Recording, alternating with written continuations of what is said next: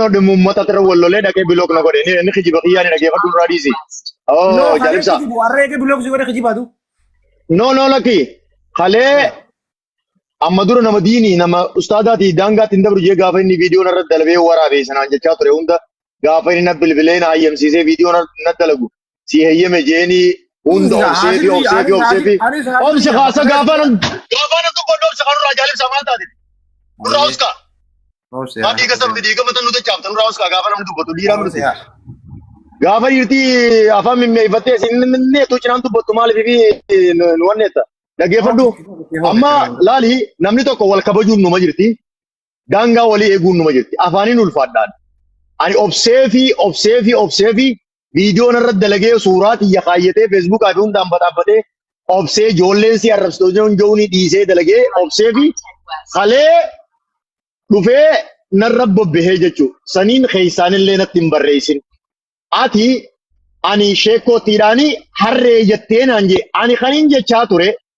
darasaan xixiqqoon tan gartee arkaan ihsaanaatii fi arkaan wuduu shartii wuduu'aatuun beekne tan akka teetiituun isaaniin jaabee qabu tan akka teetii tanaaniin jee malee ani ustaadoota Profeesar Kamaal Tilmootiin illee hin jenne rabbi umrii haadheereessu Shee Muusaa Sawaalaatiin illee hin jenne darasaa ganda keessa deemtee nama waliin fixu tan akka teetii tanaaniin jee jeetiin isumaa hime malee akkasitti keessaan dhufee na barreessee amma booda yoo rabbi beekte sodaa rabbi yoo qabaatte natti hin barreessin jeetiin firraa wasanee achi booda bilook na godhe dhaqee ifumaa bilook na godhe thank you baga bilook na godhe namni sana sodaatee bilook na godhuun ani injifachuudha sii galee miti dabri bira hawaasa Harargeetti balleessite mun balleessine kaja'u inni dhimma jimaatirraa haaraamii fi halaalillee murteessuu hin danda'u beekumsallee ittiin qabu dhorkin jenneeni inni beekamu garee shaadaa keessatti ustaadota garee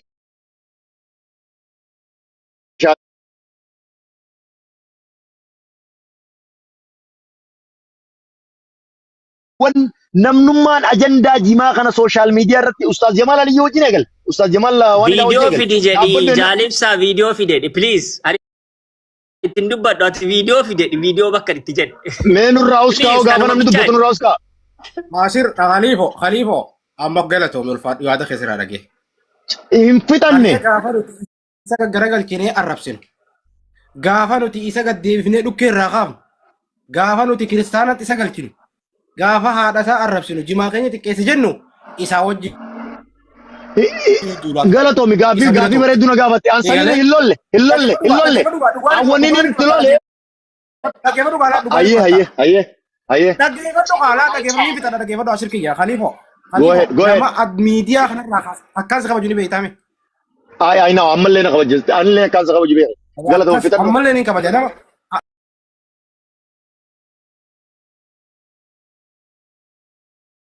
Bukkee walirraa kaasaa turre isa dura turte isa deeggaraa turte.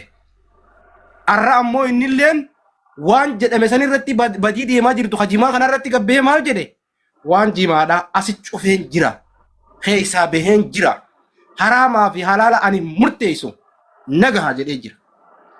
Barreeffamaanis viidiyoo dalagee hunoo na bira saa'ee nagaha jedhee jira. Isaafi miciyyoon takkalleen luuluu aadamoo eenyu isiilleen jirti nu gahaa ajandaa kana keessa haa baanu haraamaa balaa ulumaa hin murteessaa nuti hin murteessinu jedhan. Okay galatoomuu qaba irraa dhaabbanne nuti illeen arrabaan san booda. Maaliif gaafa inni nu wajjin wal qabee jiru gaafa inni jimaa keenya qabee jiru irraa dhaabbanne arrammoo eegenni isin irraa dhaabbanne jedhu nuti irraa dhaabbanna kaa nama tokko gaafa irratti jalaafta achi qofaa miti ammallee dhufee ani illeen si balleessin jeen arrabsuudhaaf ati illeen ammoo uummata kee Harargee balleessite dhiifamaa gaafadhu jennaan naa kakadhu jee dhiifamaan gaafadha dhumatti kanuma dhiirtii kana wal mooti asii achi wanni takka hin jirtu. Dhimma lola keetii ammoo si bilookuu godhuudha. ani bar isallee gaafachuuf hin dhufneera ammallee dhimma jimaa isa wajjin dubbachuuf hin dhufnee bar amma isin haafaan dubbannaanumaan gaafa inni ichi ture akkas jettee na dubbannaanumaan waa'ee isaa dubbadde malee ammallee waa'ee isaa dubbachuuf hin dhufne obboleeyyan walii haa gallu gaafaan ani isa maaliif akkana gootan jee dubbaddeesi peenteen dhuftee gaafa mana keetti isa dubbattu borullee iftaanillee kanuma ammaa kan amma biloo kana godhee jiraa miti wallollee jiraa miti borullee yoo peenteen isarra duulte wallaahi billaahi rabbittiin kakadda hin dhiisu obboleessa kiyya ka islaamaati aydiyaarra wallamne aydiyaarra waldhabne malee gaafa peenteen akkasin mana keetti dhuftee itti qubattu wanni niin siin loleefi obboleessa keenya kan islaamaati peenteen itti dhufteetti qubachuu borullee iftaanillee hin eeyyamu dhugaasitti mammaas dhugaasitti ma hin kijibu garuu dhimma kana keessaa bahi amma keenya dhimma kana keessaa bahi aboo rabbi sodaadhu keessaa bahi jee kadhadheetiin na dide si galtee miti kanarra naaf inni wal dura dhaabbanne malee rakkina isarraa hin qabu rakkina doonarraa qabaatan hin beeku si galee ammallee dhimma Ahmadirraa dubbachuuf hin dhufne waan biraatiin dubbachuu dhufe walii gallee. Okay, galatoom ulfaadhu. Ittiin nannakin dhimma Ahmaditti ammallee nannakin. Ittiin seenu. Okay. Inni maqaa kiyya na kaasallee akkuma viidiyoon na dubbisallee akkuma viidiyoon irratti dalagallee viidiyoon irratti dalagu waan barbaadin anaa jiru ittiin dubbadhu. Ayyoon danda'ame hiriyoota isaatitti maddeef irraa wasanuu qofa malee waan biraa takka naaf inni wajjin hin qabnu isinii galtee miti. Warri as jalaa khaliifoon maal jettaniis adeeroo ani ciqilee farraaf dammalee nan dhaqqabdan naaf isinii biyya gaara waliin dhaqqabnu. Isinii galtee ani waan biraati irraa hin dubbachuu dhufe wanni hin dubbachuu dhufe yaa obboleeyyan wanni dhimmi jimaa kuni adeemsi jimaa kuni nama hedduu waliin naqaa ture. Hamzaa keenya waalaikum salaam warahmatullahi wabarakatuh. Baga nagaan dhufte. Dhimmi jimaa kun nama hedduu waliin fixaa ture. Okay, waa hedduu balleessaa ture dhimmi jimaa kuni nama hedduu walirra bobbaasaa ture hawaasa nagaa kan lafarra waliin jiraatu meeqaan tam walirra bobbaasee wal fichisiisaa ture. Ustaadota kabajaa qabnuuf akka nuti afaan dheeraanee irra dubbannu hedduu nu godhaa ture. Dhimma jimaa kana yoo asuma gabaabsitanii dhimma ijoollee biyya Arabaa kanarraa wal fixaa jirtu shamarran dhiirti bira dabartee shamarran viidiyoo tokko kan ammaan sila arke akka isii muciyyoon sanitti iyyuu yoo agartan anniin boo'e baleessoo. Dhimma jimaa kana dhaabaa mee rabbi sodaadhaati. Taargaa kan jiran yoo laan bahin gaafalee fakkoyyaa masiin qaban. Waa kanumaan dhufe malee waan biraa waa jimaa isaaf hin dhufne sirraa guddee sirraa deemu. Kanatti deebina achuma naa dhaabeeyye. Galatoom ulfaadhu. Ayyee thank you. Ayyee. Hamza mee yaada kanarra deegaa takka. Akkin jeeti. Khalifa qottume Khalifa ol deebime. Bakka Khalifa fi Ustaad Ahmad jiru dubbanna hundi keessan salaamu alaikum warri jalaatiif warri gubbaatis. Waalaikum salaam warahmatullahi wabarakatuh. Alaikum salaam. Khalifa ol deebime.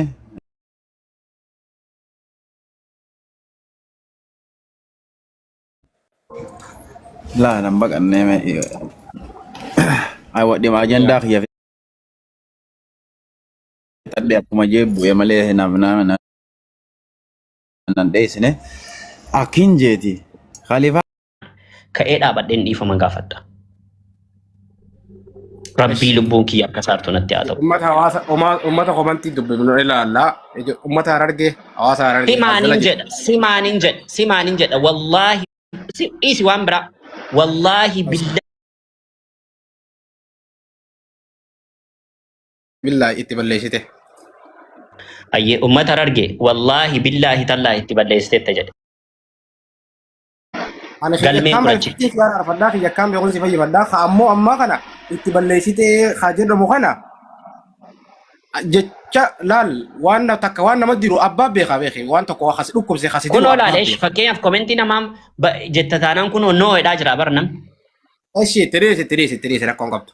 Uummata Harargee nu balleessee jira ustaadii warri jettan anaa miti yoo ittiin balleessin naa ol kee dhiifama gaafata. Itti nu balleessitee jirta warri jettan tokko barreessa. Nu balleessee jaalibsaa nu dubbisi loowwan eeguu as hin teenyu nu dubbisi meecharraa nu kan meeroo takka. Obsi dubbifna komanti laalla.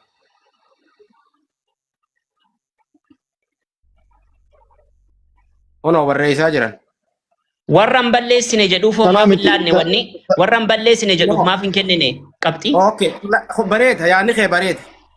Warri hin balleessine jedhu san Harargee miti dhibbaan ittiin kakadhu ol ka'e. Wallahi ya amat wallahi Harargee miti rabbiin naan gaafata jara Harargeetiin maqaa qabanii bar maqaa laali qa maqaa qabaa bar Harargeen kun ni beeyna nu hordofanii mi wallahi Harargee miti ittiin balleessine. Amma gara ajandaa dhufneetti deebinee afuutaani wogoo labni maal ta'a. Eshi ashirii jarraa kana illee goolamnaayyee. Ani si duukaa dabartanii dhufe anaaf si taasaattee na seensistanii gaafa jedhu. Mee carraa kiyyaa afaan hin dubbatanii usboo carraa naaf fannee abbaan manaa isinurraa boo nutti lallabini. Akkiniin jeeti jarana wanni isin jechuu barbaadu. Haliifa wayii si gaafan. Hoggaa mana amma bira deeyite. Amma kiyya bareedaa kiyya qaalii kiyya ati badiin qabdu ittiin wajjin haasofte. Hogga mana kiyya deeyte maaliif itti afaan darbuu barbaadde? Khaleerraa wallolle. Dhimma kee wal lolta miseenjera waliin dhagaa kanaas akkas No.